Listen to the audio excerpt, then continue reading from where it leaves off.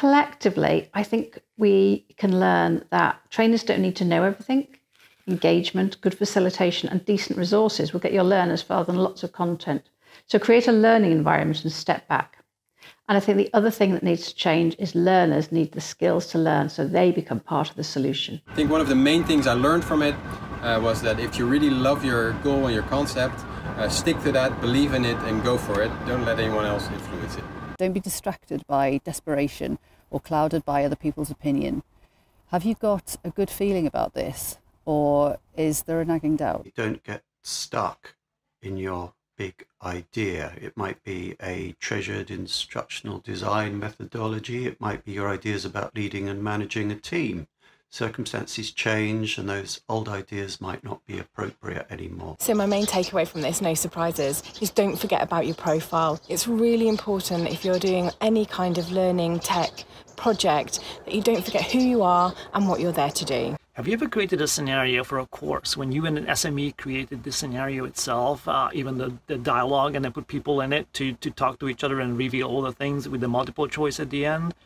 Now, this is not how you create scenarios. You create the people, you create their intentions, you create their characters, you create their heart, their hidden intentions, their way of talking, and then put them into the scenario when they speak from their heart. So ultimately what I learned from this was that it's well worth making the extra time and making the effort to ensure that you've got a joint strategy with your comms team. What I learned from that is always be prepared to learn, always be prepared to listen. My solution was very straightforward.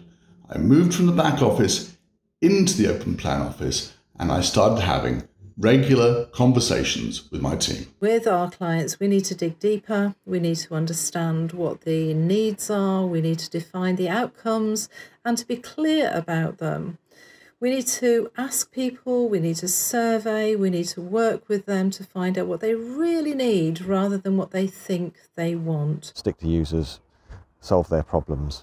That would be my main takeout from this. What I specifically learned from this, when I eventually realized the potential, is that one product can have many different uses and, of course, many different audiences. So, 3 things to think about. 1, align to the needs of your business. 2, reduce the effort, make it easy for people. 3, know your audience, find out what's going to work for them, what's going to be a priority, what they need in their day-to-day role to make that content worthwhile for them. Business is constantly changing and you've just got to enjoy the fight, and that's what I realised at that moment. Don't be afraid to go out to your network and just ask for help and advice. Most people are happy to help. The moral of the story is trust the learning designer.